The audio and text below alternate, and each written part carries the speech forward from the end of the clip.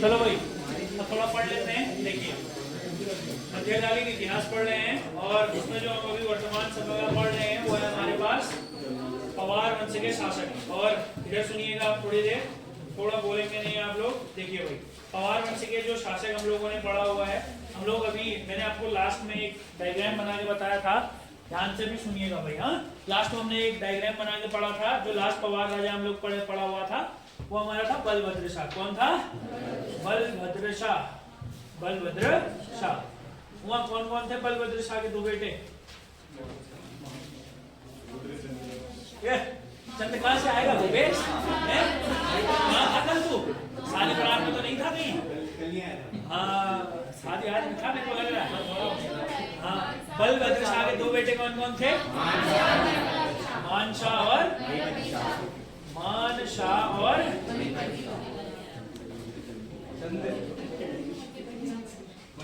अब बोलो मत थोड़ी देर। हाँ अब बताओ मानशाह का बेटा कौन था?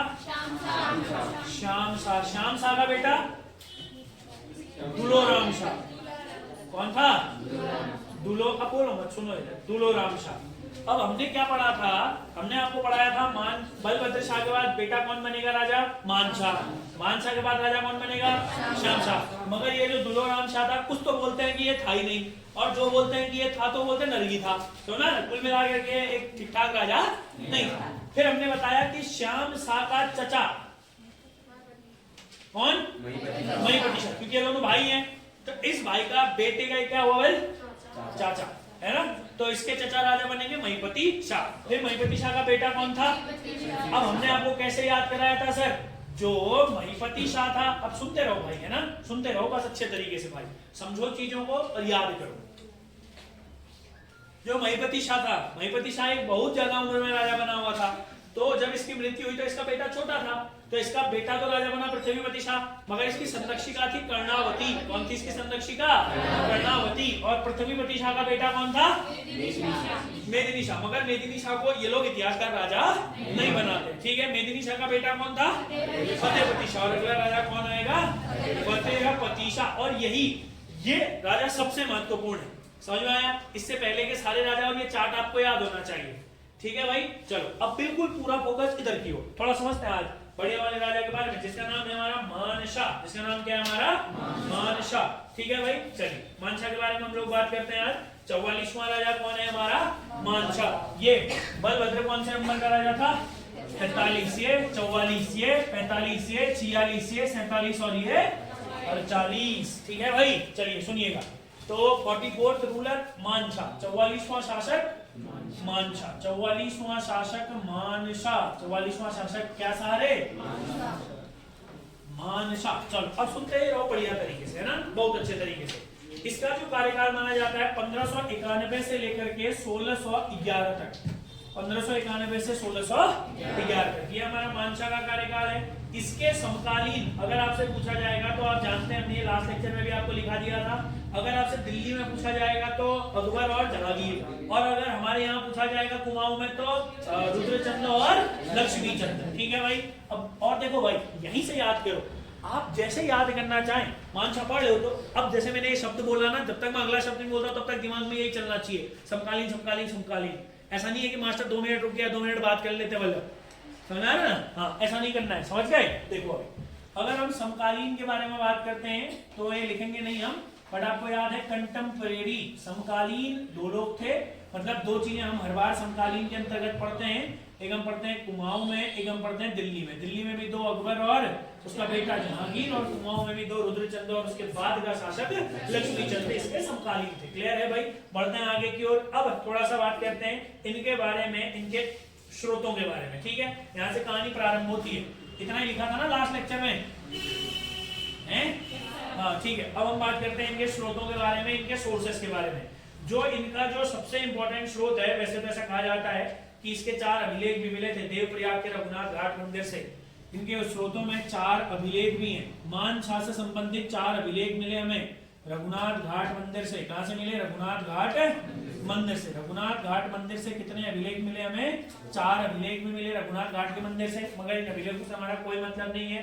जैसे जो अभिलेख हैं वह थोड़े से अलग अलग वर्षों के हैं, जैसे 1592, 1608, 1611। एक अस्पष्ट भी है जिसमें 1547 लिखा गया है। मगर हम अभिलेखों के बारे में ज्यादा डिटेल में बात नहीं करेंगे। फिर जो स्रोत हैं, 4 अभिलेखों के बाद जो हमारे पास जो स्रोत हैं वो बहुत इंपॉर्टेंट है। पुस्तक, इसके समय में जो पुस्तक लिखी गई थी, किस पुस्तक का नाम है? मानोदय काव्य। कौन सी पुस्तक है सर? मानोदय काव्य। कौन सी पुस्तक है बताइए? मानोदय काव्य। ठीक हो गया। चलो बताओ, मानोदय काव्य का लेखक कौन थे? कवि भरत। कौन थे मानोदय काव्य के लेखक? कवि भरत। आप जानते हैं? अच्छा, कवि भरत कौन थे? फिर आप जानते हैं मानसाका दरबारी कवि। अब सुनना मानोदय काव्य के बारे में। हाँ, जो इसकी रचना करी थी वह करी थी कवि भरत के द्वारा। किसके द्वारा करी गई थी? कवि। और ये कवि भरत थे। यह है दरबारी लेखक। अरे ये क्या है? दरबारी लेखक। यह दरबारी लेखक है किसके? मानसा के। और अगर आपसे पूछा जाएगा कि इसकी रचना किस भाषा में करी गई थी, तो आपका आंसर होगा संस्कृत। किसमें करी गई थी? संस्कृत। और संस्कृत में इसकी रचना करी गई थी। संस्कृत में रचना होने के बाद आपको एक बार इंपॉर्टेंट पॉइंट याद रखना है, इसके अंतर्गत 4 सर्ग हैं, 4 चैप्टर हैं।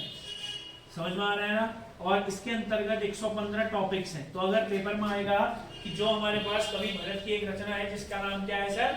मानोदय काव्य। मानोदय काव्य के अंतर्गत कितने सर्ग और कितने पद हैं? तो आपको याद रखना है 4 सर्ग 115 पद। अच्छा एक मिनट। हाँ, टॉपिक या इसको एक और चीज बोल सकते हैं आप। जब अगर इसको टॉपिक की जगह अगर आप पद बोलेंगे तो पद के लिए एक अच्छा शब्द आप यहाँ पर वो यूज कर सकते हैं कि इसमें श्लोक है।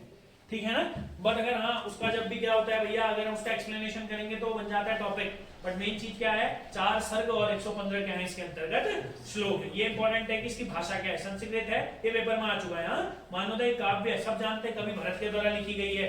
तो एक अच्छा सा एग्जामिनर क्वेश्चन बनाएगा और तुमसे पूछेगा मानोदय काव्य की भाषा क्या है, तो आपको याद रखना। और याद रखेंगे, ये बहुत अच्छा क्वेश्चन है कि मानोदय काव्य के अंतर्गत कवि भरत द्वारा मानसा को एक दानवीर शासक बताया गया है। कैसा शासक बताया गया है? दानवीर शासक। तो मानोदय काव्य से एक और इंपॉर्टेंट क्वेश्चन, इसमें मानसा को, ऐसा कहते हैं मानसा की तुलना बलि और कर्ण से करते हुए। समझ में आ रहा है ना? पर सिंपल याद रखो आप लोग, इसमें मानसा को क्या बताया गया है? एक दानवीर शासक बताया गया है। मानसा को एक दानवीर शासक बताया गया है। तो ये बढ़िया क्वेश्चन है। पहला बताइए स्रोतों में अगर किसी को कोई डाउट है। यहाँ पर से ऐसे ही याद रखना है। हर जब भी आप राजा पढ़ेंगे ना, 2 चीजें याद रखना भाई। पहला इंपॉर्टेंट चीज आपको क्या याद रखनी है कि आपको याद रखना है कि समकालीन किस किसके है, और दूसरा आपको याद रखना है कि इसके बारे में जानने के स्रोत क्या क्या है। ठीक हो गया? बढ़े आगे की ओर। अच्छा एक और इंपॉर्टेंट क्वेश्चन। हाँ, ये जो कवि भरत है इससे एक और बढ़िया क्वेश्चन बनता है। ऐसा कहा जाता है कि जो एक कवि भरत था, कवि भरत को जहांगीर के द्वारा ज्योतिष राय की उपाधि दी गई थी। अच्छा क्वेश्चन है। कवि भरत को क्यों? अभी तुम थोड़े दिनों बाद देखोगे कि जहांगीर से इन लोगों के थोड़ा सा संबंध ठीक ठाक होते हैं। तो कुछ इतिहासकारों का यह मानना है कि कवि भरत को जहांगीर द्वारा ज्योतिष राय की उपाधि दी गई थी। किसकी उपाधि दी गई थी? ज्योतिष राय। पेपर में अच्छा क्वेश्चन बनेगा या इसको जहांगीर के द्वारा ज्योतिष राय की उपाधि दी गई थी। जहांगीर ने ज्योतिष राय की उपाधि किसको दी थी? तो आप बोलेंगे कवि भरत को ज्योतिष राय की उपाधि किसने दी थी? जहांगीर। और कवि भरत ने किसकी रचना करी थी? कितने सर्ग हैं इसमें? 4 सर्ग हैं। क्लियर हो गया ना? अब ध्यान से समझना, अलग अलग 2 इंपॉर्टेंट क्वेश्चंस हैं जो आपको समझना है। देखो अब इसको थोड़ा सा समझने की कोशिश करना कि आखिर ऐसा क्यों। समझ में आ रहा है? ज्योतिष राय या ज्योतिक राय की उपाधि क्यों? मैं इसको थोड़ा सा डिटेल में ले जा रहा हूँ। अजय रावत, प्रोफेसर अजय रावत एक कथन बोलते हैं। प्रोफेसर अजय रावत कहते हैं कि मुगल दरबार में ज्योतिक राय नाम का एक पद हुआ करता था। क्या बोला मैंने आपको? ज्योतिक राय नाम का क्या हुआ करता था? पद हुआ करता था। अगर अजय रावत के अनुसार बनाएगा एग्जामिनर, कांस्टेबल के पेपर में इतना डिटेल नहीं देगा। अब अजय रावत बोलते हैं कि ज्योतिक राय का पद था और वह पद खगोल शास्त्र और समुद्र विज्ञान से संबंधित था। किससे संबंधित था? खगोल और समुद्र से। और खगोल और समुद्र से हमारे कवि भरत का तो कोई उल्लेख ही नहीं है, दूर दूर तक कोई नाता नहीं है। वहीं दूसरी ओर एक और इतिहासकार है घनश्याम जोशी, जिनने अच्छे पेपर देना है तो वो सुनो। ज्योतिक राय कहां से आया बोल रहे हैं हम आपको, है ना? ज्योतिक राय की उपाधि आके जहांगीर ने क्यों दी, ये इंपॉर्टेंट है। अजय रावत क्या कहते हैं कि ज्योतिक राय मुगल दरबार में पहले से एक पद था। समझ आ रहा है ना? और हमारे पास घनश्याम जोशी जी कहते हैं कि भैया जो भरत था एक बहुत इंपॉर्टेंट ज्योतिषी था, इसीलिए जहांगीर ने उसको यह उपाधि दी। तो जो भी है उसको आप लोग बोल सकते हैं। ठीक है भाई? अब हम आगे की ओर बात करते हैं। अब जो हमारे पास मानसा है, इसके सबसे इंपॉर्टेंट होते हैं अभियान। जरा मुझे बताओगे तिब्बत पर आक्रमण करने वाला पहला पवार राजा?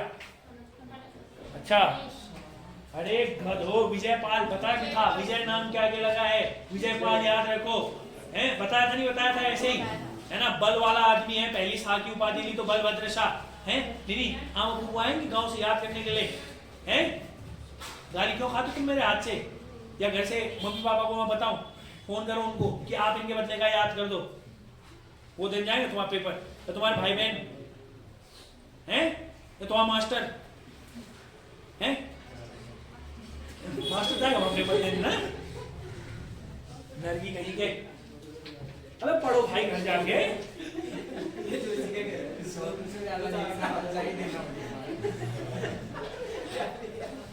देखो अब है इंपॉर्टेंट आक्रमण, इसके द्वारा किए गए आक्रमण या आक्रमण से ज्यादा अच्छा शब्द है अभियान, क्या है भाई, अभियान, ठीक हो गया। चलिए अब समझिएगा थोड़ा सा इंपॉर्टेंट चीज है, इसके द्वारा किए गए अभियान मानसा, मगर हम पहली में अभियान ऐसा नहीं बोलो, मानसा पहला व्यक्ति नहीं है, अभियान तो पहले हो गया, विजयपाल पहले आक्रमण कर चुका है, मगर जो अब बहुत अच्छे तरीके से अभियान करेगा वो कौन करेगा, हमारा मानसा। अब समझिएगा सबसे पहला इंपॉर्टेंट क्वेश्चन है, ऐसा कहा जाता है, बहुत अच्छे तरीके से सुनना जो जो इंपॉर्टेंट क्वेश्चन है, इसके समय में जो जो आक्रमण हुए जिस तरीके से हुए पेपर में पूछे जाएंगे क्वेश्चन, ठीक है भाई। पुरुषोपंत किसका सेनापति था, रुद्रजंड का था, मारा गया था कौन से युद्ध में, प्रधानगढ़ के युद्ध में मारा गया था। चलो ठीक है, इस सेनापति को याद रखना, थोड़ी देर बाद फिर से पूछूंगा मैं।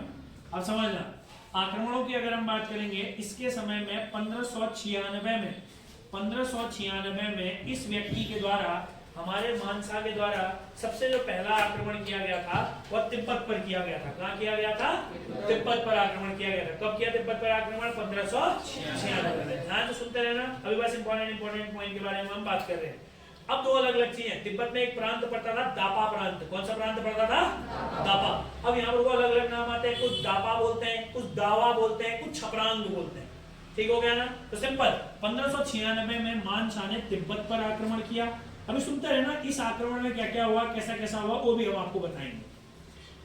तिब्बत पर आक्रमण कब हुआ, 1596 में। और जब तिब्बत पर आक्रमण किया, ऐसा कहा जाता है कि तिब्बत के तीन प्रांत मैंने बोला, कोई भी श्योर नहीं है, कुछ सप्रांग बोलते हैं, कुछ दावा बोलते हैं, कुछ दापा बोलते हैं।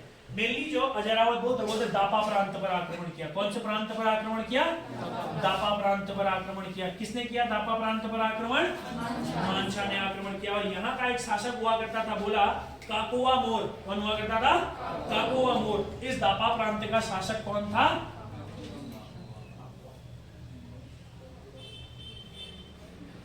इसका जो शासक हुआ करता था काकोवा मोर। इस काकोवा मोर और मानसा के बीच में भीषण युद्ध हुआ और बाद में हालांकि कोई एक निर्णय नहीं निकल पाया, तो ऐसा कहा जाता है कि संधि कर ली गई थी। और संधि में एक बहुत ही इंपॉर्टेंट सी चीज होती है, तिब्बत के राजा काकोवा मोर के द्वारा पवार वंश के शासक मानसा को प्रत्येक वर्ष, ध्यान समझना, प्रत्येक वर्ष 1.25 सेर सोना और एक 4 सींग वाला मेढा देना। समझ में आया क्या बोला मैंने आपको। इसमें मैंने क्या बोला, संधि हुई।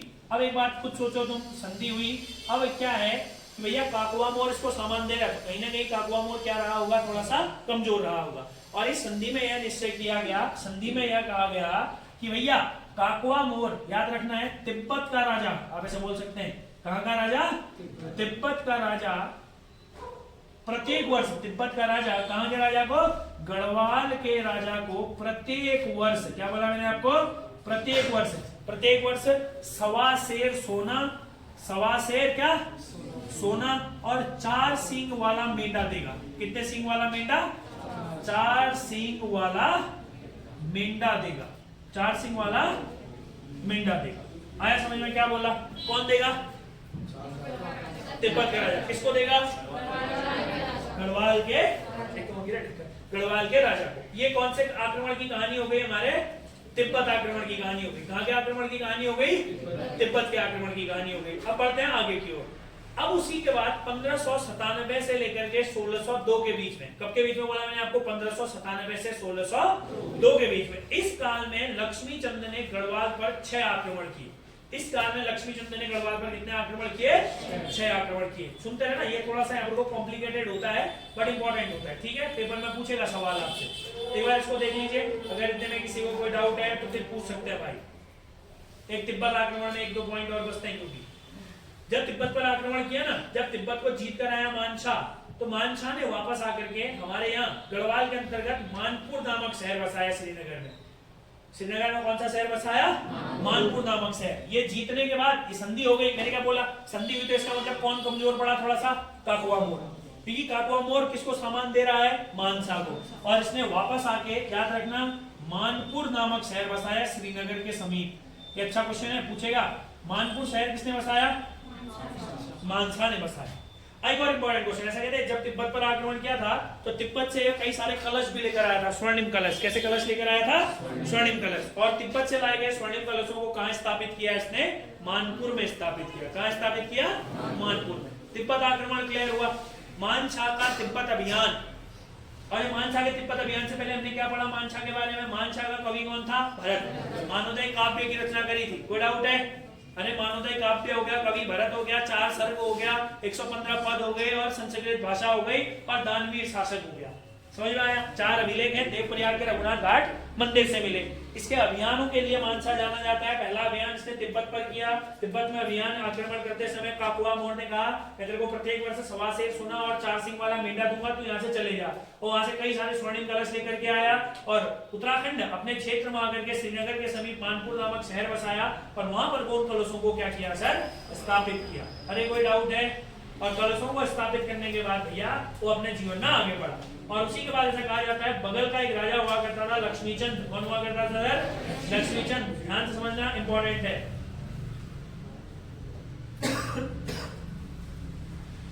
1597 से लेकर के 1602, अब ध्यान से, आक्रमण हो गया तिब्बत अभियान। अब मैं आगे इधर लिख देता हूं 1597, 1597 से 1602 के मध्य, 1597 से लेकर के 1602 के मध्य, इस दौरान, क्या बोला मैंने आपको?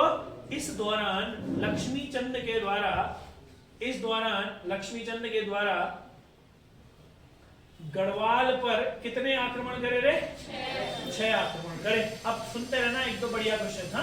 6 आक्रमण करे, सफल नहीं हो पाया। कौन? लक्ष्मीचंद। अब मेरी बात वही है कि लक्ष्मीचंद पर आक्रमण कर रहा है, मगर लक्ष्मीचंद क्या हो जा रहा है भैया? असफल। असफलता के बहुत सारे कारण जो आप अवार्ड वंश के अंतर्गत नहीं, चंदोवंश के अंतर्गत पढ़ेंगे, पर सुनना भी ध्यान से, है ना। उसके बाद इसने जो अपना 7वां आक्रमण किया था, वह इसने किया था पेनो दुर्ग के खिलाफ। किसके खिलाफ किया था? पेनो दुर्ग। सीमा पर पड़ता है, पेनो गढ़ बोलो या पेनो दुर्ग बोलो। इसने अपना 7वां आक्रमण किया। और आपसे 1-2 क्वेश्चन पूछेगा बढ़िया वाले, ध्यान से समझना भाई। जो 7वें आक्रमण का वर्ष था वह था 1603। 1603 में हुआ 7वां आक्रमण। कौन से नंबर का आक्रमण हुआ? 7वां आक्रमण। इस आक्रमण में भी हारा। 1605 में हुआ 8वां आक्रमण। और ये सारे आक्रमण लक्ष्मीचंद कर रहा है, याद रखना। सारे के सारे आक्रमण कौन कर रहा है? लक्ष्मीचंद। अब समझो 2 इंपॉर्टेंट क्वेश्चन आप लोगों को जो बहुत अच्छे तरीके से समझना है। ये पेपर में आएगा, थोड़ा सा अच्छे पेपर होगा, ठीक है भाई। पहली बात तो आपको याद रखना है, लक्ष्मीचंद ने आक्रमण किए थे। और जो 7वां आक्रमण है ना सर, 7वां आक्रमण के बाद ही जो लक्ष्मीचंद हुआ है, लक्ष्मीचंद को 7वें आक्रमण के बाद लाकुली विराली कहा जाता था। क्या कहा जाता था? देखो 2 अलग अलग चीजें हैं, आपको पहली बात तो समझना। एक इंपॉर्टेंट चीज है कि कुछ जगहों पर को इतिहासकार यह मानते हैं कि जो लाकुली विराली की संज्ञा थी वह तत्कालीन इतिहासकारों के द्वारा दी गई थी। तत्कालीन इतिहासकार समझते हो? यानी कि जो उसके बाद पवार वंश, या अगर हम बात कर सकते हैं चंदोवंशी की जो ग्रंथ हुए हैं, उन ग्रंथों में इसको किसकी संज्ञा दी गई थी? लाकुली विराली। और कुछ लोग बोलते हैं कि बाद में जिन इतिहासकारों ने इतिहास लिखा उन्होंने इसको लाकुली विराली की संज्ञा दी। और मगर जो भी है, दोनों को अगर मानोगे तुम, तो जब इसने 7वां आक्रमण किया, 7 आक्रमणों का गहन अध्ययन करने के बाद इतिहासकारों ने इसको किसकी संज्ञा दे दी गई? लाकुली विराली। समझ में आ रहा है ना? और शायद मैंने आपको पहले बताया भी हो, मतलब क्या ना भाई, ये बहुत ही खतरनाक टाइप का आदमी, मतलब नरगियों टाइप का आदमी भी बोल सकते हो, खतरनाक टाइप का भी आदमी बोल सकते हो। किसको? हमारे लक्ष्मीचंद को। जब भी आक्रमण होता था तो ये हार के आ जाता था। समझ में आ रहा है? और जब भी आप किसी भी एक बिल्ली को देखेंगे, अगर तुमने घर पे कोई भी सामान रखा होगा, अगर बिल्ली कोई भी दूध का लोटा, दही का लोटा अगर गिरा देगी, तो उसके बाद वो अगर एक भी कदम रखती है ना, तो पहले दाएं बाएं ऊपर नीचे सब जगह देखती है, और बहुत ही खतरनाक तरीके से। देखो तुम कभी बिल्ली को, अगर बिल्ली कोई भी कांड करने के बाद जब भागती है ना, वो बिल्कुल उसको पता होता पीछे वाला रास्ता कौन सा है, कहां पर वो बैठे होंगे और कहां पर को मैं धर दी जा सकती हूँ, और कहां पर को मेरे को पकड़ने में वो लोग असफल रहेंगे। तो उसी वाले क्षेत्र को पकड़ते हुए क्या है भाई, पीछे पीछे चुपचाप निकल लो भाई। ऐसा ही लक्ष्मीचंद, लक्ष्मणदास से हर बार कहते हैं लोग भागना इधर। इस बार तो कह रहा था बोल हरा दूंगा मैं पवार वाले को, किसको, मानसा को, क्यों नहीं हराया बोले इस बार तूने, समझ में आया ना मैंने क्या बोला। तो हर बार इसको लोग मतलब एक बोलो कह सकते हैं टॉन्ट, समझते हो, हाँ वही सुनाया करते थे। तो बेचारा कभी भी गांव के मुख्य रास्ते से ना आकर के गांव के कुछ बहुत छुपे हुए रास्तों से वापस आता था, और आता कैसे था, लाखोली बिराली के जैसे। समझा मैंने क्या बोला, ये बिल्ली तो अलग होती है, लाखोली बिराली मतलब कांड करी वाली बिल्ली, समझा मैंने क्या बोला। हाँ तो आपको याद रखना है 7वें आक्रमण के बाद ही इसको क्या बोला जाता था, लाखोली बिराली। अब देखो एक इंपॉर्टेंट क्वेश्चन, अब आप 8वें आक्रमण में, 8वां आक्रमण 1605, ठीक है। अभी जो 8वां आक्रमण था, अब भाई लाखोली बिराली कह दिया, इस बार तो बेइज्जती हो गई, किसकी, लक्षुदा की। समझ आ रहा है क्या कह रहा हूँ, इस बार लक्षुदा की जब बेइज्जती हुई तो 8वें आक्रमण में ना इसने बहुत खतरनाक प्लान बनाया भाई।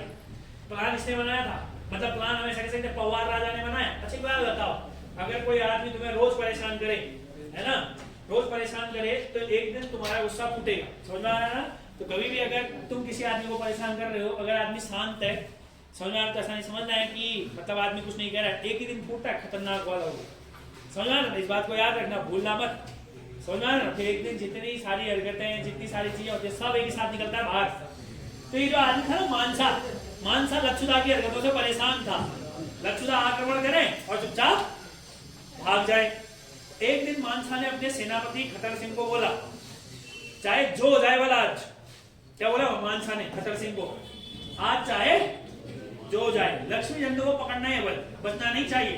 मूवी देखो तुम, कई सारी मूवीज में होता है ना जिंदा पकड़ना है वाला, सुनते हो, कई सारे डायलॉग है ना जिंदा पकड़ना वाले। इस बार वही डायलॉग मारा किसने, मानसा ने। मानसा ने अपने सेनापति खतर सिंह से कहा, जिंदा पकड़ो बल इसको, इस बार जो हो जाए बल खतर, ऐसा कहा होगा ना मानसा ने, जो है वह जिंदा पकड़ के मेरे सामने प्रस्तुत करना वाले इसको। इसने बहुत दिमाग खराब कर रखा है, एक दिन नहीं अभी कई समय से, एक दिन नहीं कई समय, कई सालों से परेशान कर रखा है खतर सिंह। बहुत खतर सिंह उस दिन ना दिमाग में ना, महाराज ने कहा तो पकड़ना है पकड़ना है। तो जब आक्रमण हो रहा था, ए इधर सुनना, नहीं तो तुमको भेजूंगा मैं अभी खतर सिंह के साथ, इधर देखना अच्छे तरीके जोशी, इधर देख। 8वें आक्रमण में क्या हुआ, मान लो ये है हमारे पास गढ़वाल और कुमाऊं, ये है हमारा गढ़वाल, ये है हमारा कुमाऊं। फिर से कुमाऊं से लक्षुदा आया आक्रमण करने, गढ़वाल के राजा मान सिंह ने कहा भाग खतर, खतर सिंह गया, लक्ष्मीचंद भागा यहाँ से, लक्ष्मीचंद ऐसे गया पीछे, लक्ष्मीचंद भाग गया। लक्षुदा तो वही करते थे ना, जाते थे थोड़ा घूम के वापस आ जाते थे। मगर इस बार खतर सिंह को डायरेक्शन मिले थे, अगर ये भाग रहा है तो पकड़ लो इसको पीछे पीछे। खतर सिंह बेचारा कहाँ पहुंच गया, कुमाऊं पहुंच गया। साउथ की मूवी देखते हो, साउथ की मूवी क्या करता है, जब गुंडा जाता है हीरो, तो हीरो क्या करता है, हीरो भागता है, और हीरो या तो कहाँ पहुंच जाता है, गुंडे के क्षेत्र में पहुंच जाएगा, या तो अपने क्षेत्र में पहुंचेगा। अब आओ बल, अब यहाँ खुला खुला मैदान है बढ़िया, तुमको उड़ाने के लिए ये क्षेत्र ज्यादा बढ़िया रहेगा। वही लक्ष्मीचंद भागा, खतर सिंह उसके पीछे पीछे भागा। अब भैया खतर सिंह को तो लक्ष्मीचंद को देना ना मानसा को, और जैसे ही खतर सिंह भागा लक्ष्मीचंद के पीछे, लक्षुदा ने कहा आ गया वाला खुद हमारे वाले क्षेत्र में। लक्ष्मीचंद ने धर पकड़ लिया किसको, खतर सिंह। किसको पकड़ लिया रे, खतर सिंह को। डायरेक्ट क्या हुआ बल, खतर सिंह की मुंडी काटी और पूरे गांव में घुमाया बल, पूरे कुमाऊं में घुमाया। लक्ष्मीचंद ने कहा बल देखो मैंने मानसा को मार दिया। तो क्या कहा बल, मैंने मानसा को मार दिया। और आपको पता है उस दिन पूरे कुमाऊं में उत्सव मनाया गया, आज भी उस उत्सव को मनाते हैं। कौन सा, खतड़वा होता है, जलाते उस दिन, जलाते नहीं बुढ़ी, हाँ नहीं वो तो बुढ़ी तो है, वो बुढ़ी नहीं है, खतड़ है बोलो। अरे कौन है रे वो जिसको जलाते हैं, वो खतर सिंह है। अब कई लोगों का मानना है कि जो खतर सिंह, जो खेतड़वा जो त्योहार होता है वो कैसे भी मनाया जाता है, हाँ खेतड़वा जो त्योहार होता है वो गायों का त्योहार भी मानते हैं कई लोग। मगर जो खतर सिंह मारा गया वह कुमाऊं में उस दिन, कौन मारा गया था, खतर सिंह। और पूरे कुमाऊं वालों ने उत्सव मनाया। क्यों मनाया होगा, अरे 7 असफल आक्रमण के बाद 8वें आक्रमण में खतर सिंह लग गया हाथ, समझ में आ रहा है ना। तो आपको याद रखना है 8वें आक्रमण में गढ़वाल का सेनापति खतर सिंह मौत के घाट उतार दिया गया बेचारे को। खतर सिंह कब मारा गया, 1605 में। 8वें आक्रमण में कौन मारा गया सर, खतर सिंह मारा गया। चलो अब इधर सुनो, बोल रहा नहीं है, आक्रमण समझ में आए इसके, बस 2 ही दिशाओं में आक्रमण है इसके। कहां पर को है, तिब्बत और कुमाऊं। कुमाऊं में भी पहले आक्रमण किसने किया है, लक्ष्मी चंद ने किया है। चलो बढ़े आगे की ओर। इधर देखो भाई, एक बार शुरू से रिवाइज करवा दे रहे लक्ष्मी चंद, ध्यान से समझना दोस्त, बोलना मत खत्म हो गया, एक लास्ट पॉइंट बचा लक्ष्मी चंद में। हमने मतलब सॉरी मानसा में, लक्ष्मी चंद तो बाद में पढ़ोगे। मानसा का जो कार्यकाल है 1591 से 1611 तक है। मानसा के कंटेम्परेरी समकालीन कुमाऊं में दो राजा थे, रुद्रचंद और लक्ष्मी चंद। रुद्रचंद का जो कार्यकाल 97 में खत्म हो गया था, 1597 तक था रुद्रचंद। फिर आया लक्ष्मी चंद। अब हम बात करेंगे मानसा के बारे में, स्रोत, मानसा के शासन के बारे में स्रोत क्या है। तो इसके 4 अभिलेख हैं जो रघुनाथ घाट के मंदिर से मिले हैं। इसके स्रोतों में एक मानोदय काव्य भी है। मानोदय काव्य पुस्तक इंपॉर्टेंट है, पेपर में आएगा।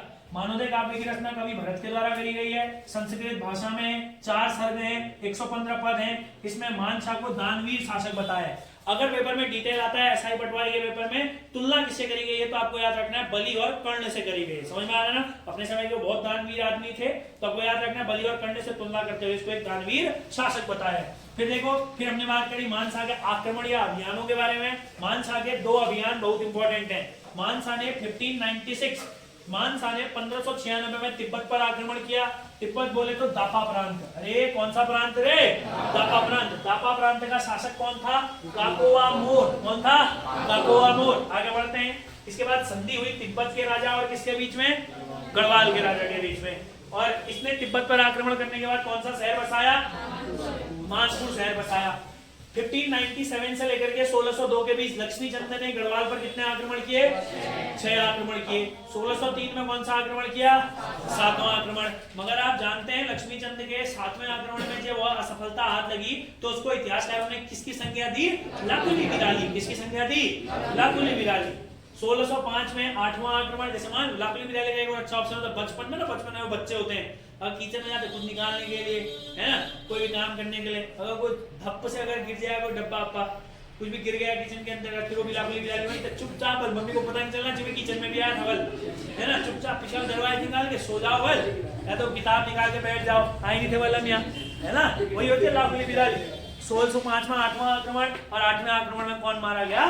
खतर सिंह मारा गया। समझ में आ रहा है ना। एक और इंपॉर्टेंट पॉइंट, लास्ट पॉइंट आपको याद रखना है 1611। कौन सा पॉइंट याद रखना है?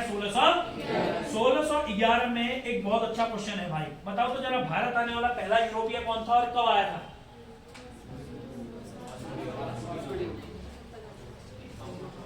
वास्को डी गामा था। कब आया था? तारीख बताओ भाई।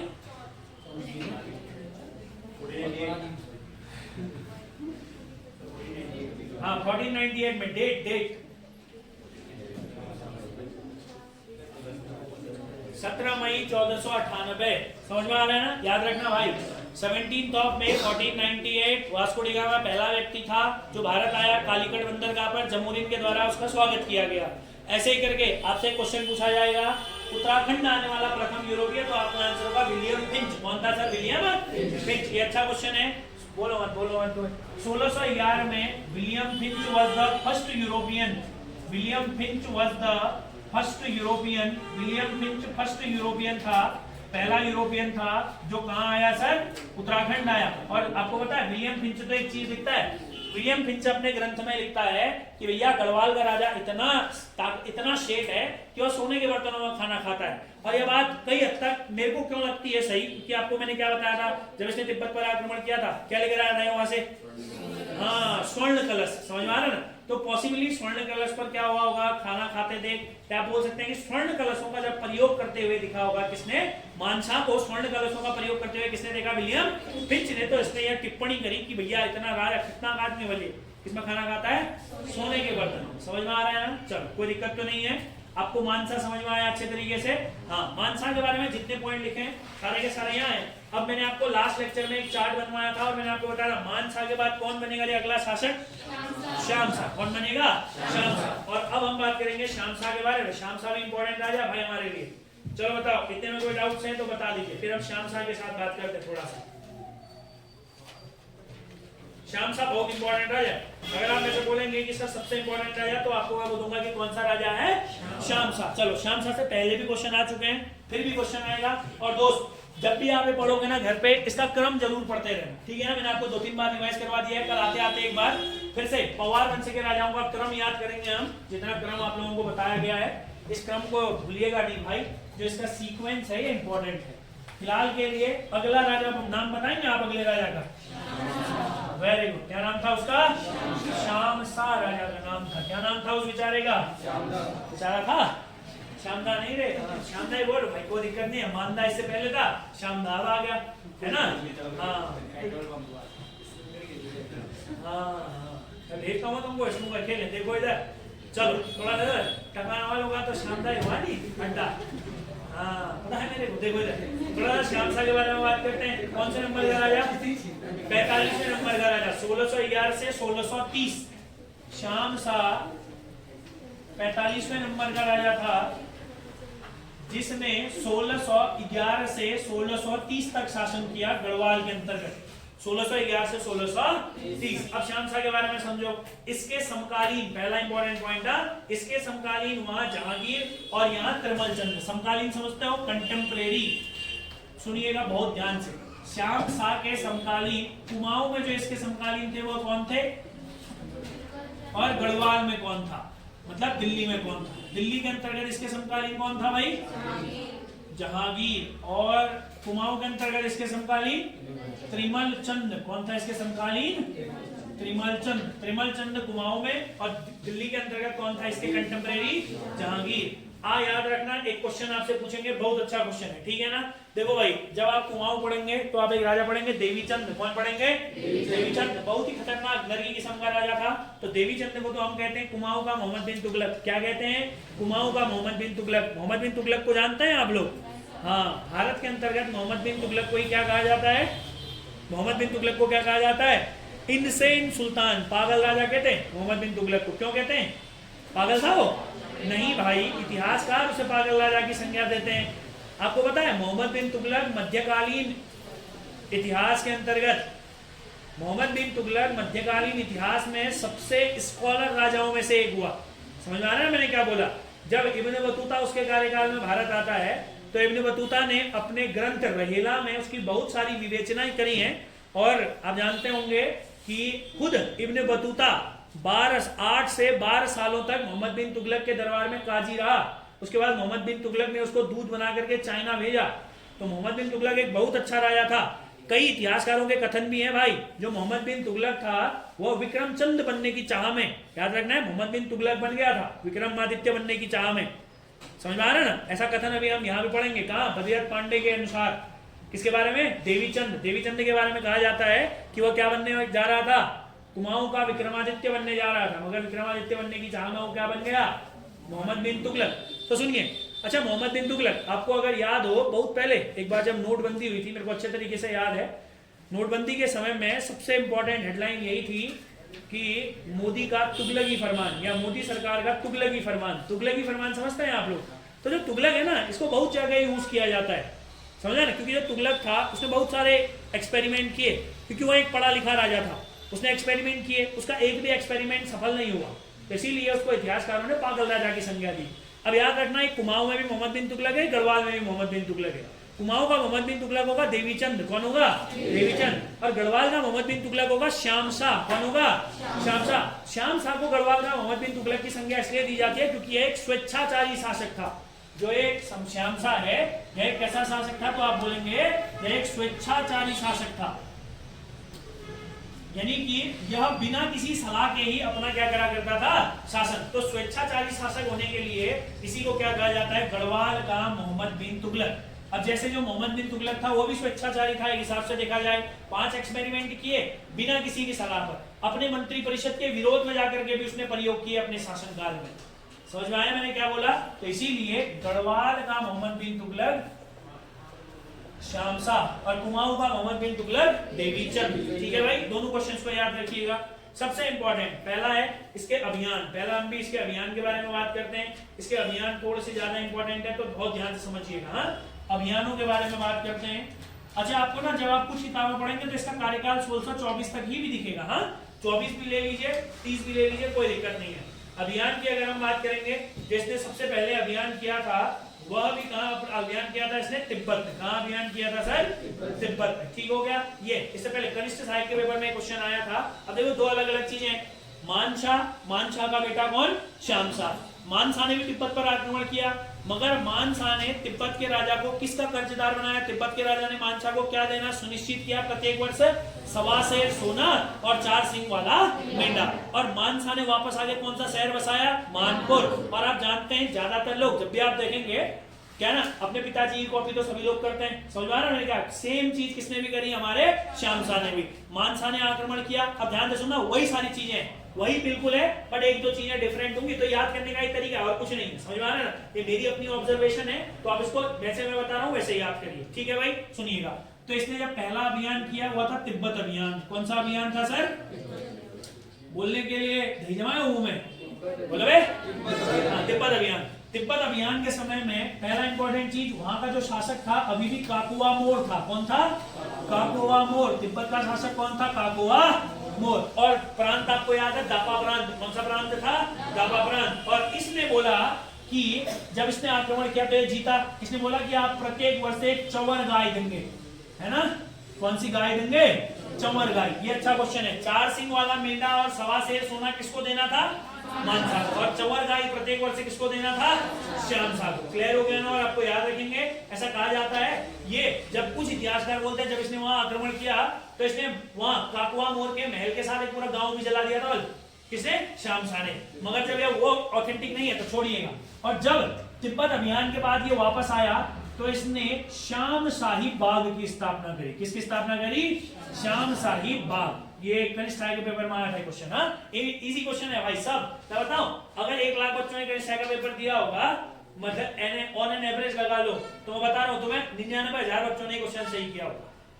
ये ऐसे क्वेश्चन को गिना नहीं जा रहा पेपर में। अब एक बात बताओ यार, श्याम शाही बाग की स्थापना बोल रहा है और दूसरा ऑप्शन श्याम सा दे रहा है। अगर तुम्हें नींव याद है क्या टिक लगाओगे? सिंपल सी बात है दोस्त। रुद्रपुर बोलेगा तो रुद्रचंद्र टिक नहीं लगाओगे, बाजपुर बोलेगा तो बाज बहादुर चंद्र नहीं लगाओगे। सिंपल से क्वेश्चंस है ना ये, तो समझ में आ रहा है ना? हाँ, इन क्वेश्चंस को बस मैं बता दे रहा हूं कि आया था ऐसे क्वेश्चन। वो तो सिंपल क्वेश्चन है भाई, समझ में आ रहा है ना? हाँ, 99% बच्चे कर लेते भाई ऐसे क्वेश्चन को। तो ऐसा नहीं है कि ये क्वेश्चन याद हो गया भाई मेरे को, पेपर सॉल्व करते समय अगर ऐसे क्वेश्चन सही हो रहे हैं, कुछ मत हो ना कभी भी दुखी हो ना कि मेरे को ऐसे क्वेश्चन का सहारा लेना पड़ रहा है। ये तो सब करते हैं, ठीक है? हाँ चलो, तिब्बत अभियान क्लियर है? अरे गधो, तिब्बत अभियान मानसा में पढ़ा था ना डिटेल में, वही सब तो है। इसने हराया है ना, उसने कहा मैं तेरे को ये दूंगा, तू यहाँ से चले जा। ये भी आ गया, इसके पिताजी भी आ गए थे। पिताजी को 1.25 सेर सोना और क्या मिला? 4 सिंग वाला मेंढा। इसको क्या मिला? चंवर गाय, 4 पूंछ वाली गाय बोल सकते हो मेनली चंवर गाय। और भी कई सारी प्रजातियां होती है, ठीक है? चंवर गाय मिली इसको। और क्या हुआ? यहाँ के इसने कौन सा शहर बसाया? मतलब बाग बनाया ऐसे। कौन सा बाग बनाया? श्याम शाही बाग की स्थापना करी। चलो अब बढ़ते हैं आगे की ओर। हाँ, श्रीनगर में ही करी थी इसने। अब बढ़ते हैं आगे की ओर। इसके समय का सबसे इंपॉर्टेंट क्वेश्चन, ये आपकी परीक्षा वाणी में गलत है, इसको सुधार लीजिएगा। वहां इसका जो ऑथेंटिक है वो बता दे रहा हूं आप लोगों को। अप्रैल 1621, बोलो अप्रैल 1621, अभियान खत्म हो गए अप्रैल 1621। और ये ना कभी कभी ये जब पेपर में आएगा, मैं एग्जामिनर होता हूँ 1621 ऑप्शन में नहीं देता, मैं ऑप्शन में देता विक्रम संवत। विक्रम संवत में अगर आप 1621 को देखेंगे तो कितना होगा? 1678।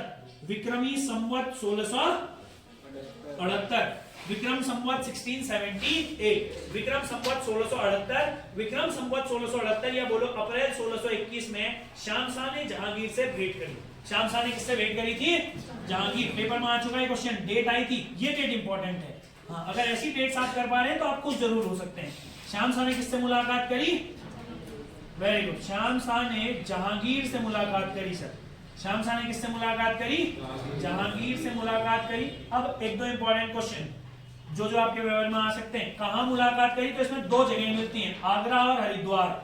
कुछ इतिहासकार बोलते हैं इन दोनों की मुलाकात हरिद्वार में हुई, तो कुछ वहीं बोलते हैं आगरा में हुई। जो ऑप्शन होगा उसके साथ जाएंगे। जहांगीर ने एक घोड़ा एक हाथी श्यामसा को उपहार में दिया। समझ में आ रहा है ना? एक घोड़ा किसने दिया? एक घोड़ा और एक हाथी दिया। ठीक हो गया? अब कुछ बोलते हैं कि श्यामसा ने जहांगीर को दिया, कुछ बोलते हैं जहांगीर श्यामसा के लिए लाया था। तो ऑथेंटिक नहीं है ये, मगर इसका ईयर इंपॉर्टेंट है, ठीक है? दोनों इंपॉर्टेंट क्वेश्चंस याद रखेंगे।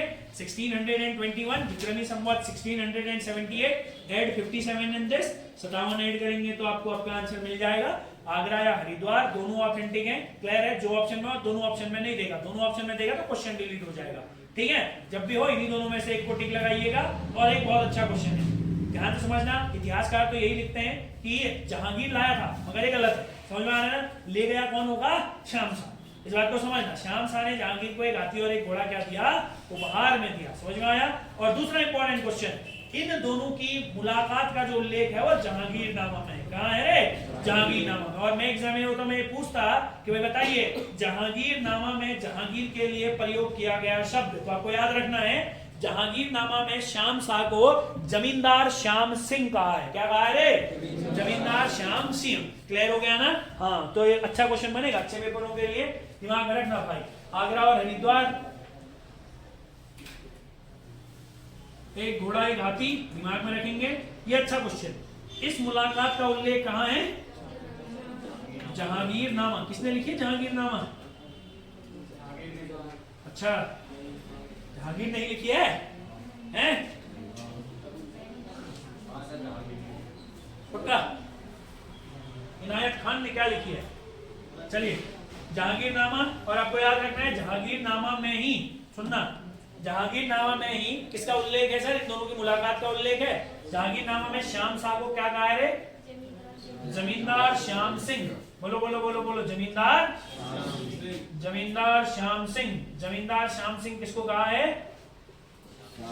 श्याम सिंह इंपॉर्टेंट नहीं है, जमींदार शब्द इंपॉर्टेंट है। कौन सा शब्द इंपॉर्टेंट है? जमींदार शब्द इंपॉर्टेंट है। चलो बढ़े आगे की ओर, है भाई।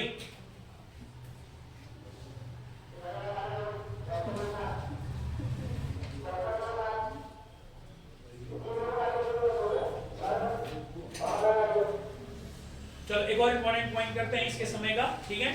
एक और इंपॉर्टेंट पॉइंट करते हैं इसके समय का, हल्का सा पॉइंट बता रहे, पॉइंट वाइज याद रखो भाई, टॉपिक वाइज। इतिहास ना ऐसा है ना भाई, देखो रटने बैठोगे ना कभी नहीं कर पाओगे। और जो इंपॉर्टेंट मैं बोलता हूँ उसको तो इंपॉर्टेंट मार्क लगा ही लेना भाई, और रट लेना, याद कर लेना। और जो मैं आप लोगों को कुछ पॉइंट्स हैं जो हल्के हैं और कुछ पॉइंट्स हैं जो डिटेल में है। जैसे अब क्या ना आपके एग्जाम में ये आ चुका है 1621 में मुलाकात हुई, ठीक हो गया ना? वहां तो एग्जामिनर ने दिया हुआ था आगरा, मतलब जगह नहीं पूछी हुई थी, उन्होंने बोला था कि आगरा में किस वर्ष से इन दोनों की मुलाकात हुई, तो वहां तो ईयर है, ठीक है? सबको याद रखना। परीक्षा वाणी में इन दोनों की ईयर गलत है भाई, गुरु राम राय का आगमन और ये भी, ठीक है? श्याम शाह और इसकी मुलाकात, इन दोनों को सुधार लीजिएगा। चलो बढ़े आगे की ओर, है ना? दो किताबें भाई, जब भी पढ़ते हो ना एक बार कंसल्ट कर लेना भाई। एक परीक्षा वाणी में कुछ ही चीजें गलत है, ज्यादा नहीं है, ठीक है? पढ़ा जहां जहां आप लोग पढ़ रहे हैं मैं वो बताते रहूंगा जो गलत है वहां। और दूसरा नेगी, ठीक है? उस किताब के अंतर्गत बहुत सारी मैक्सिमम चीजें गलत है। वलाइनर वाली जो आप लोगों की नोट्स पब्लिकेशन की जो एक किताब है नेगी जी की किताब, उसमें भी कई सारी चीजें गलत है। पढ़ो तो तमीज से पढ़ो, साइड में मेरे नोट्स रख के पढ़ लेना, ठीक है दोस्त? हाँ, गलत मत पढ़ो भाई। देखो बढ़े आगे की ओर, अब है अगला एक और इंपॉर्टेंट पॉइंट श्याम शाह के समय में, क्योंकि देखो जब भी जो मैं आपको बताऊंगा तो जो भी मैं आप लोगों को सोर्सेज से बताऊंगा वो ऑथेंटिक सोर्सेज होंगे। कल के दिन अगर आप जो मैंने बताया वो टिक करके आएंगे तो आपको उसमें नंबर मिल सकता है प्रत्यावेदन लगा के। मगर अगर आप नेगी जी की किताब से वहां एग्जामिनर को बोलेंगे इस किताब से पढ़ा बोले मैंने, देख तुम्हारे लगेगा 2 रेपट पहले, है ना? लिखा था इस किताब से पढ़ने का तेरे को, ठीक है? तो फर्जी किताबों से ना पढ़े तो बढ़िया है, आप लोग पढ़ सकते हैं, फर्जी भी नहीं बोलूंगा मैं उसको, पर क्या है ना जो चीजें गलत हैं तो उनको सुधारी, ठीक है ना? हाँ, अगर जैसे कई बच्चे होते हैं ना, कि मेरे को भी कैसे पता चलता बताऊं, मैं पढ़ाता हूँ पहले, फिर उसके बाद बच्चे मैसेज भेज देते हैं सर इसमें तो ये लिखा बोला आपने ये बताया था, उनको बताया जाता है ये नहीं, ये है भाई, ठीक है ना? जो चीजें गलत होती हैं उनको सुधारिए, वो बस रिवीजन के लिए किताब है तो रिवीजन, है ना? फैक्टों को बहुत अच्छे तरीके से समझिए। ईयर अगर तुम्हें लगता है कि नहीं ये नहीं था, बल फोटो खींच के एक बार मेरे को भेज दो या गूगल कर लो, है ना? अगर पहले गूगल करो, पहले डायरेक्ट मेरे को भेजने की जरूरत नहीं है, पहले गूगल करो, अगर गूगल पे नहीं भेजना उसके बाद मेरे को भेज दो, कोई दिक्कत नहीं, मैं बता दूंगा, ठीक है? हाँ चलो देखो, अब सुनो इधर, ये जो हमारा श्याम शाह है, श्याम शाह के समय में जेसुइट पादरियों का दल आया था उत्तराखंड। किसका दल आया था? जेसुइट पादरियों का दल। ये ऐसे लिखेंगे हम, श्याम शाह के समय में आप लोग ऐसे लिखना जेसुइट प्रीस्ट। अरे बोलो कौन बोला मैंने? Jesuit priest. जेसुइट पादरियों का दल उत्तराखंड आया, जेसुइट पादरियों का दल उत्तराखंड आया, और ये दल 3 बार आया था हमारे उत्तराखंड। कितने बार आया था? हमारे उत्तराखंड आने के लिए नहीं आए थे लोग, ये जो पादरियों का दल था ये लोग यहाँ से जाते तिब्बत, कहाँ जाते थे? यहाँ से तिब्बत। तो ये गढ़वाल होते हुए कहाँ जाते थे? तिब्बत। अब सुनना है जेसुइट पादरी कौन है, बताओ जरा मुझे, हु आर जेसुइट प्रीस्ट? देखो इससे रिलेटेड एक और इंपॉर्टेंट क्वेश्चन, जेसुइट पादरियों का दल भारत आया था अकबर के समय में। जेसुइट पादरी पुर्तगाल के थे, जेसुइट पादरी कहाँ के थे सर? ध्यान से सुनो दोस्त, जेसुइट पादरी पुर्तगाल के थे। जब आप अकबर के सुधारों के बारे में बात करते हैं, जब आप अकबर को डिटेल में पढ़ेंगे तो आप वहां पढ़ेंगे जेसुइट पादरियों के बारे में। अकबर के कार्यकाल में जेसुइट पादरियों का दल क्रिश्चियन मिशनरीज के लिए, किसके लिए बोला मैंने? क्रिश्चियन मिशनरीज के लिए, क्रिश्चियन मिशनरीज को स्प्रेड करने के लिए, क्रिश्चियन मिशनरीज के एडवर्टीजमेंट के लिए अकबर के कार्यकाल में भारत आया और श्याम शाह के कार्यकाल में गढ़वाल आया। पहला इंपॉर्टेंट पॉइंट समझ में आया। जेसुइट पादरी कौन थे? अरे गधो, जेसुइट पादरी कौन थे समझ में आया? यह पादरियों का एक दल था जिनका कार्य था क्रिश्चियन मिशनरी या क्रिश्चियनिटी को स्प्रेड करना। भारत कब आए थे? अकबर के कार्यकाल में। अकबर मतलब 1556 से 1605 इस काल में भारत आए थे। और देखो कौन सा काल है? श्याम शाह का काल है 1611 से 1630, यानी कि अकबर की मृत्यु के 10 साल बाद। तो वही है ना, बिल्कुल फिट बैठता है। अकबर के समय में भारत में प्रवेश किया और जब श्याम शाह तो कहां प्रवेश किया इन्होंने? गढ़वाल में। तो ये 3 बार आए थे। इनकी किताब है, ठीक हो गया। देखो इसमें भी ना मैक्सिमम ऑथर गलत लिखते हैं, क्योंकि क्या हुआ, जब मैं आपको बताता हूँ, बहुत पहले की बात है, मैं ये उत्तराखंड के इतिहास पर थोड़ा सा इन चीजों को मैंने डिटेल में देखा है। जब मैं देख रहा था तो मैंने बहुत सारी बुक्स पढ़ी उत्तराखंड हिस्ट्री के ऊपर। तो वहां पर वो सब जगह लिखा था कि कौन कौन सा दल किस किस के काल में आया। उन्होंने एक, हम ऐसा कह सकते हैं कि एक सोर्स दिया हुआ था। एक किताब है early Jesuit travels in India, vessels के द्वारा लिखी गई किताब है। तो फिर जब मुझे ऑथेंटिकेशन नहीं मिला तो मैंने यही किताब पढ़ी थी, early Jesuit travels in India, vessels के द्वारा एक किताब लिखी गई है। इसकी सॉफ्ट कॉपी मेरे पास है। वैसे आप लोगों को पढ़ने की कोई खास जरूरत नहीं है, क्योंकि इसमें बस किसके बारे में लिखा गया है? जेसुइट पादरियों के बारे में लिखा गया है। तो तब जाके फिर ऑथेंटिकेशन मिला। और जो आप लोगों को बता रहा हूँ बिल्कुल सही है, समझ आ रहा है? इसी को आप लोग फॉलो करेंगे। ठीक, सुनिएगा। तो ये जो जेसुइट पादरियों का दल आया था, इसका स्रोत क्या है? आप बोलेंगे, बोलो early Jesuit travels in India. बोलो कौन सी किताब बोला मैंने आपको? अर्ली जेसुइट, अच्छा इंडिया नहीं, इन सेंट्रल एशिया। बोलो early Jesuit travels in central Asia. बोलो कौन सी किताब है? Early Jesuit travels in central Asia. Vessels के द्वारा ये किताब लिखी गई है। किसके द्वारा लिखी गई है? वेसल्स के द्वारा। अब ध्यान से समझना, 3 यात्राओं में आपको बहुत अच्छे तरीके से याद रखना है। 3 बार आए थे, 1624, 1625, 1631। बोलो कौन कौन से वर्ष बोला मैंने? 1624, 1625 और 1631। आपको एक बात पता है? देखो मैंने क्या बोला आपको, मैंने बोला श्याम शाह के मरने का कार्यकाल कुछ कितना में पता है? 24। मगर ये जो लास्ट में एक आदमी आएगा ना, वो क्या बोलता है ना, जब मैं गढ़वाल से जा रहा था तो श्याम शाह की 60 पत्नियां सती हो रही थी। समझा? इसीलिए कुछ इतिहासकार बोल देते हैं, और ये सही बात है। समझ आ रहा है ना? ये इस किताब में लिखा है, early Jesuit travels in central Asia में ये लिखा हुआ है। इसीलिए मैंने आपको पहले बता दिया कि इसका कार्यकाल 1630 तक मानेंगे हम। तो वो बोलता है कि जब मैं यहाँ से तिब्बत जा रहा था तो इसकी 60 पत्नियां सती हो रही थी। और वो ये भी लिखता है कि श्याम शाह की मृत्यु नौकायान दुर्घटना में हुई थी। नाव आओ चलो, अलकनंदा नदी, कभी भागीरथी में जा रहा होगा बेचारा रिवर राफ्टिंग करने। समझ रहे मैं क्या कह रहा हूँ? तो संभव है कि नौकायान दुर्घटना में इसकी क्या हो गई सर? मृत्यु हो गई। तो आप सुनिएगा 3 लोग कौन कौन आए थे। आपको बस नाम याद रखने हैं, जैसे मैं आप लोगों को बताऊंगा आपको वैसे याद रखना है। बोलो, पहला बोलो आंद्रे दे। बोलो कौन बोलोगे? आंद्रे दे। फिर बोलो लड़कियों, कौन था? आंद्रे दे। अब पूरा नाम बोलोगे, एंटोनियो डी आंद्रे दे। बोलो कौन? एंटोनियो डी आंद्रे दे। बोलो रे कौन? एंटोनियो डी आंद्रे दे। पहले की 2 यात्राओं में जो दल आया था उसका नेतृत्व कर रहा था एंद्रे दे या आंद्रे दे। कौन कर रहा था? आंद्रे दे। एंटोनियो डी आंद्रे दे। बोलो कौन कर रहा था? एंटोनियो डी आंद्रे दे। और इसमें भी एंटोनियो डी आंद्रे दे। और जो तीसरी यात्रा थी इसमें जो नेतृत्व कर रहा था वो कर रहा था अज़वेडो। कौन कर रहा था? अज़वेडो। ये अलग अलग क्वेश्चन है, याद रखना।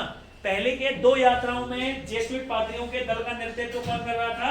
तो आपको याद रखना है आंद्रे दे। दूसरा एक और आदमी था आंद्रे दे के साथ पहली वाली यात्रा में, मैनुअल मार्क्वेस। कौन था? Manuel Marques. इसका नाम पूरा क्या है बताओ? Antonio de Andrade. फिर बोलो एंटोनियो दी आंद्रेतो। आंद्रेतो बोलो, आंद्रे दे बोलो, कोई भी बोलो तो, मगर याद रखना एंटोनियो डे आंद्रेतो। और Francisco de Azevedo. Francisco de Azevedo. Francisco de Almeida मत कहना कहीं। जिनने मॉडर्न हिस्ट्री पढ़ी है वो तो कहेंगे सर फ्रांसिस्को डी अल्मीडा तो नहीं था, बल्कि ये, अरे अल्मीडा तो पुर्तगालियों का गवर्नर था, वो तो निकल गया बेचारा टाइम से। समझ गए? इसका नाम क्या है? Francisco de Azevedo. बोलो आंद्रेतो और अज़वेडो। बोलो क्या? बोलने के लिए दिक्कत है वो मुंह में, तेज जो है ये जीवनी पलटती है। बोलो आंद्रेतो और अज़वेडो। क्लियर है भाई? चलो अभी के लिए इतना याद है आप लोगों को, ठीक है। फिर इसके बाद अगले लेक्चर में इसको आगे बढ़ाएंगे, ठीक है।